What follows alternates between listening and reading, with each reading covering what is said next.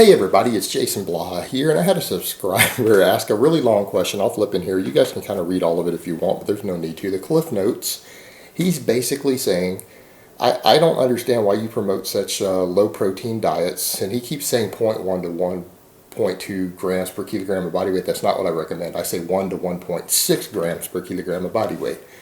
People always misquote me on that. That's to gain muscle. That's what the top experts, not bodybuilders, not magazine writers, people financially tied to the supplement industry, that's what sports nutritionists recommend.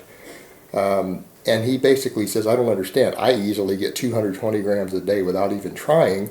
And if I eat less than, say, 6 ounces of meat at every meal, I don't even feel full. I don't feel like I ate anything. So with that being said, why do you promote these low protein diets when it's actually really hard to get the numbers as low as you recommend when you're active and athletic?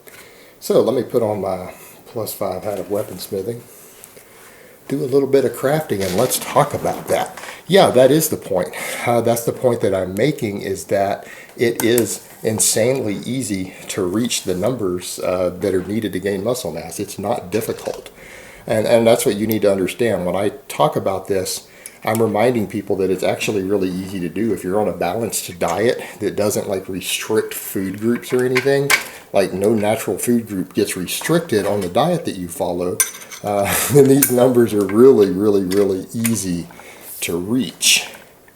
They're so easy to reach, in fact, that trying to track them to hit some protein minimum can actually be a little bit silly because it's so easy to do. Like you said, I've given you those numbers, 1 to 1.6 grams per kilogram of body weight. You get 220 easily, right? Let's assume you're 90 kilos. That's about 200 pounds. That's, around 90 to 150 grams of protein a day. You're getting 220 easily. That's the point. That is the point. It is so easy to hit those minimums that you need to gain muscle if you actually eat mostly whole foods. You don't just sit around eating cake and ice cream all day and Pop-Tarts. It's really easy to hit that. In fact, I do the same thing. The only days I'm even at risk of not hitting my numbers ever is if I eat a totally vegan day that day, meaning I don't eat any animal products of any type. And I choose low protein vegan foods or something, meaning I don't eat a lot of grains or whatever, because honestly, with what my maintenance calories are for a guy my size, eating beans and rice or beans and pasta all day, if I got all of my calories from that, I would still hit my protein minimums. And again, because those are higher protein plant sources. And that's rather the point. It is so easy to reach these numbers that they're not a consideration unless someone is basically a vegan or someone who eats tons of processed garbage. Getting enough protein to gain muscle, if you're athletic, you burn a lot of calories. If you lift weights, you do cardio, you burn more calories than the average person. Gaining muscle usually requires you to be gaining a little bit of weight, which means you're having to overeat just slightly. Not a lot, just slightly. I mean, gaining a pound a month is overeating. All right, that's only 12 pounds in a year. So that being said, your calories tend to be really high. When calories are high and they're coming from mostly whole foods, particularly if you have any sort of animal products in there, you're going to easily reach those protein needs without even counting. So why do I bring it up over and over? Because I'm fighting against an industry that writes article after article after article, and it makes video after video after video stressing the importance of protein needs. And if I don't talk about it, people ask me nonstop. And they still ask nonstop. I mean, look at the questions we get about, am I getting enough protein when I sleep and everything else? That's because this industry has convinced people that they need enormous amounts of protein and they need enormous amounts of feedings.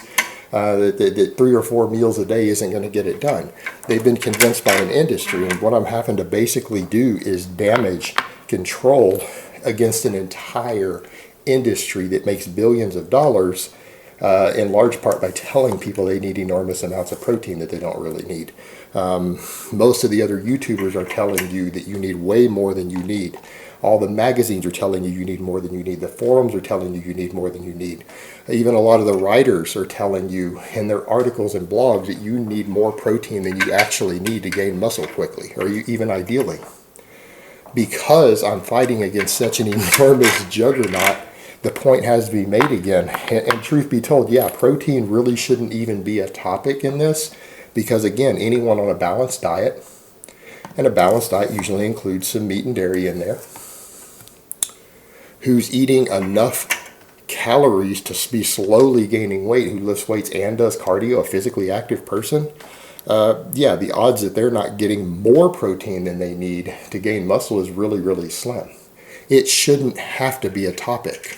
It really shouldn't have to be, but because the other side in this fight pushes it so hard and so often and talks about it over and over and over, you have to continually push the other out so that people understand it isn't as important as it's been made out to be. Again, we're fighting against marketing here. Against an industry that has been largely unregulated and runs free and runs upon misinformation, scams, hustles, things like that. And it has sucked in so many young people who are just trying to better themselves that these things have to be mentioned. And the truth is, people need to understand that this isn't just something that doesn't need to be discussed. It's the issue of, if guys think that they need more than they need, some guys are going to struggle to get enough carbs that they need to perform optimally, to gain muscle, to do the other things that they're doing. Now, for a lot of us who have big appetites, it's not a big deal. All right, when I'm talking about the easy gainer, those of us who can eat limitless volumes of food, this is not a problem. But like you said, the guy who asked the question, he needs this protein to feel full. All right, protein fills you up. The guys who struggle to eat enough because they have lower appetites or very physically active jobs, they're very active people, some of them struggle to even maintain their body weight with the food that they eat without having to resort to junk foods and stuff. If those people go on too high protein of a diet, they oftentimes don't get enough carbs in, or even enough fats, but usually not enough carbs to facilitate ideal performance in the gym, recovery, energy, muscle growth, everything else that they need, because they're consuming so much protein because they've been told they need so much, and protein is appetite suppressing. Protein can only be inefficiently used as glucose. Sure, your body can turn protein into glucose, but it wastes calories doing so. It wastes energy. It's very, very inefficient for it to go through that process. It can absolutely do it and just, urinate the nitrogen out. You just cleave the nitrogen off and it can turn proteins and amino acids into carbohydrates, into glucose, not a problem, but it's very expensive in terms of metabolic function, energy, everything else to do that. And so again, someone who struggles to eat enough food, this high protein advice that everyone pushes is extremely detrimental to their goals. All right, when these guys, who, because of their active lifestyle and appetite combined together, they struggle to maintain their body weight, let alone gain muscle, it's the worst advice in the world. And if these guys just trimmed their protein down another 100 grams and consume more carbs, they would actually be better off. So that's the thing that people need to factor in. There's nothing wrong with eating more protein. It's not like it's going to necessarily hurt you to eat an extra 50 grams over that range I listed, or even 100 grams over. It's probably not going to hurt you. If you have healthy kidneys and everything, it's probably fine. But for some people, it's going to impede their performance. It's going to impede their recovery. It's going to cause them problems because it's too satiating for them. So it's not like there isn't a downside to it for some people, but that downside really varies from person to person. For some people, it's a godsend. People who have big appetites, eating more protein and more fiber can be helpful in regulating body weight, controlling it. But for the hard gainer, this is like pretty much a death blow. And they're all told they need all this protein, and it's just not true. But the truth is, our protein needs to gain muscle are low enough because a high protein diet in the Western world is really easy to get. Because again, I want to remind people, I'm recommending high protein diets, just not ultra high protein diets. It's just not necessary. But a high protein diet is so easy to get in Western world, first world countries, things like that. It's so easy to get that having to track your protein to even get close is unnecessary. And again, it's one of these topics that we shouldn't really have to discuss, but because the misinformation on the other side is so rampant and dominates the community and industry so much, it's something that has to be discussed. Otherwise, the other side wins, and they continue to sell people insane amounts of protein powders and other things that they don't need to even reach their goals. When they could just be eating normal foods they enjoy.